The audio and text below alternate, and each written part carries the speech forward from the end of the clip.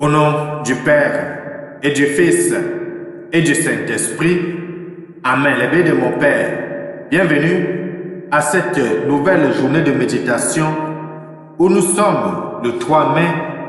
Et le 3 mai, dans l'église, nous célébrons une fête importante, la fête de deux apôtres, de Saint Philippe et de Saint Jacques. On ne sait rien de Jacques, les bénis de mon Père, lui qui était fils d'Alphée, sinon qu'il appartenait au groupe des 12. Philippe était né à Bethsaïde, comme Pierre et André, et comme eux, il avait été disciple de Jean-Baptiste. C'est lui qui, à la dernière scène, dit à Jésus, « Seigneur, montre-nous le Père ». Obtenant de Jésus la réponse, Philippe, qui me voit aussi le Père. Les bénis de mon Père, à travers les textes d'aujourd'hui, serons-nous capables, comme ces apôtres, de voir le Christ, mais surtout de voir le Père qui envoie le Christ au milieu de nous. Deux textes. D'abord, la lecture de la première lettre de Saint Paul apôtre aux Corinthiens, au chapitre 15, les versets 1 à 8, dans lequel Saint Paul va dire et rappeler la bonne nouvelle qu'il a annoncée et va inviter les chrétiens de Corinthe à s'arrimer à cette bonne nouvelle, à se conformer à cette bonne nouvelle, parce qu'au bout de cette bonne nouvelle, c'est la vie, c'est le salut. Il va souligner que ce qui est annoncé dans la bonne nouvelle, c'est Jésus-Christ ressuscité, Jésus qui a apparu à Jacques, puis à tous les apôtres, mais aussi Jésus qui a apparu devant lui en se qualifiant d'avorton. Les bénis de mon Père, cela est beau de savoir que le Seigneur se révèle à chacun de nous, de la manière qu'il juge utile. Et ensuite, nous allons lire l'évangile de Jésus-Christ selon Saint Jean, au chapitre 14, les versets 1 à 14, dans lequel nous allons lire très clairement comment le Seigneur va dire à Thomas qu'il est le chemin, la vérité et la vie, et que personne ne va vers le Père sans passer par lui. Jésus-Christ est le pont qui lie chacun de nous à Dieu. Jésus-Christ est le pont qui nous lie à l'Éternel des armées, qui nous lie à son Père. Celui qui veut aller vers le Père doit et devrait passer automatiquement par Jésus-Christ. Ouvrons nos cœurs aujourd'hui, apprêtons les différents textes de méditation. Les bénis de mon Père, bienvenue. Témoin de Dieu.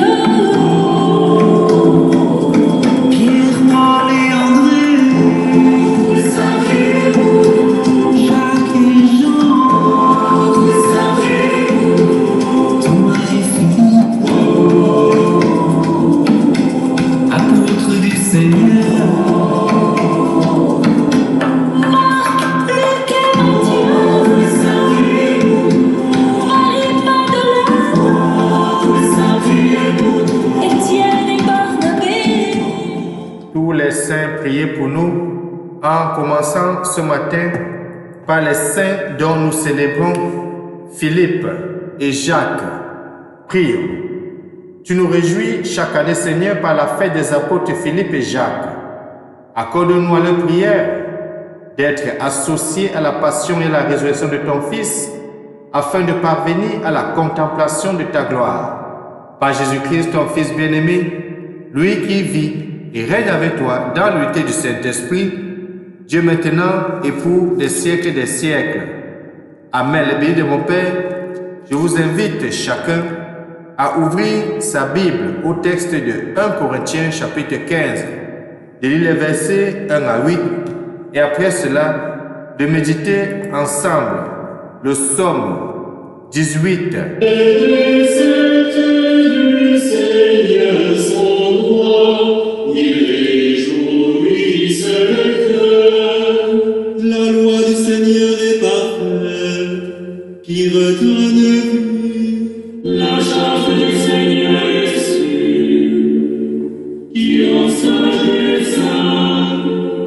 La crainte qu'il inspire est pure, elle est là pour toujours. Les décisions du Seigneur sont justes, vraiment équitables. Les préceptes du Seigneur sont droits, ils réjouissent le cœur. Alléluia, Alléluia, Alléluia,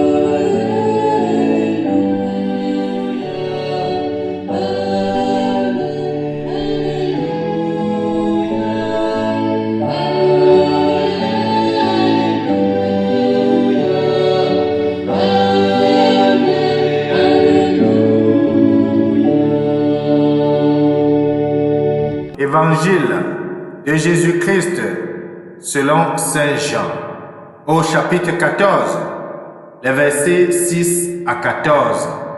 En ce temps-là, Jésus dit à Thomas, « Moi, je suis le chemin, la vérité et la vie. Personne ne va vers le Père sans passer par moi. Puisque vous me connaissez, vous connaîtrez aussi mon Père. Dès maintenant, vous le connaissez et vous l'avez vu. » Philippe lui dit, « Seigneur, montre-nous le Père, cela nous suffit. » Jésus lui répond, « Il y a si longtemps que je suis avec vous, et tu ne me connais pas, Philippe. Celui qui m'a vu a vu le Père.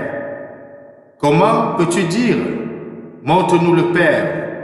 Tu ne crois donc pas que je suis dans le Père et que le Père est en moi? Les paroles que je vous dis, je ne les dis pas de moi-même.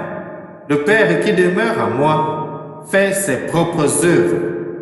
Croyez-moi, je suis dans le Père et le Père est en moi. Si vous ne me croyez pas, croyez du moins à cause des œuvres elles-mêmes. Amen, amen, je vous le dis, celui qui croit en moi fera les œuvres que je fais. Il en fera même les plus grandes, parce que je pars vers le Père, et tout ce que vous demanderez en mon nom, je le ferai, afin que le Père soit glorifié dans le Fils. Quand vous me demanderez quelque chose à mon nom, moi je le ferai. Acclamons la parole de Dieu. Louange à toi, Seigneur Jésus-Christ. Croyez-moi, je suis dans le Père est en moi. Si vous ne me croyez pas, croyez au moins à cause des œuvres elles-mêmes. Eh bien, mon Père, lorsque nous découvrons Jésus dans son ministère public, partout où il passait et enseignait, on nous rapporte qu'il enseignait avec autorité. On disait qu'il enseignait et donnait un enseignement nouveau. Cet enseignement qui attirait la foule. Cet enseignement qui touchait les cœurs. Cet enseignement qui apportait à la conversion.